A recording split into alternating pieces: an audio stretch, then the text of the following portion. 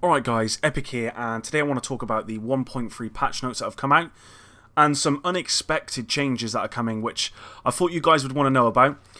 So I thought I'd bring this to you and let you know what's going to happen as of tomorrow. So let's start out with what I feel are the most important ones. So Sentry's Call and Strikers, as you probably noted in my last video, there was going to be some changes, and I do have the changes now of what's going to happen. And there's no real surprise, to be honest, but I'll just get straight into them. So Sentry's Call, as of right now, for 2 sets on, you get 30% headshot damage, and for 3 sets, 3 set pieces, you get plus 20% damage to elites. Well, now that's going to change of tomorrow. So for 2 sets, you're going to get plus 10% headshot damage. 3 sets, you're going to get plus 10% damage to elites. And then if you have all 5 on, you're going to have 20% headshot damage and plus 10% damage to elites. So you're going to basically have what you currently have now for only having 3 set pieces on. And that's the same for Strikers.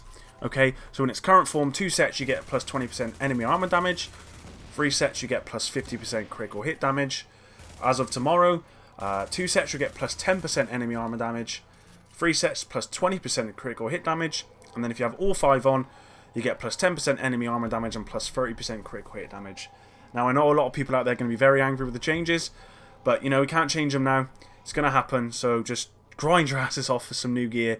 In my opinion, they're not going to be worth 5 pieces. With the new gear sets coming out, not going to be worth it, in my opinion. So if anyone who's got those builds, I would really consider just grinding to get some new gear on the go. I've got no opinion on it, but that's the changes that are coming.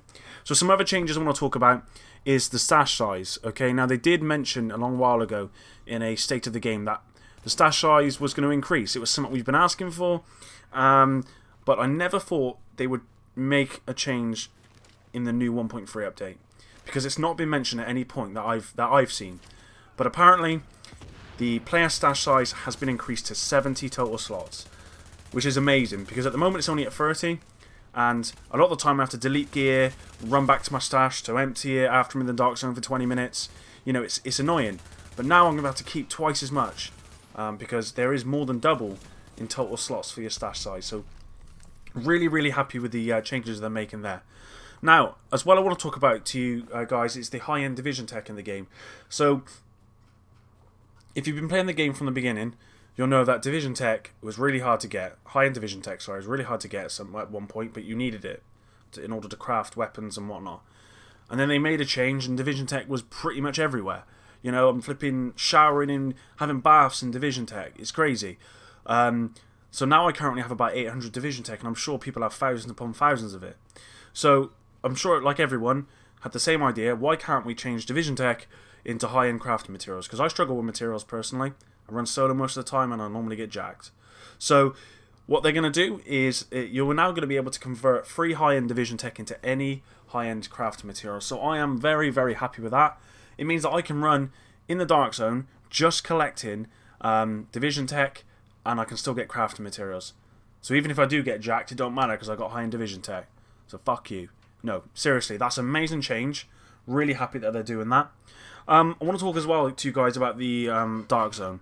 So, yes, the Dark Zone is very annoying at the moment, but they are adding a new gear score bracket, 231 plus. Now, the reason they're adding that is simply because high-end weapons will now drop at 229, and high-end, not high-end, but gear sets can now drop at 268. That's only in the 231 gear score bracket, though, from what I understand.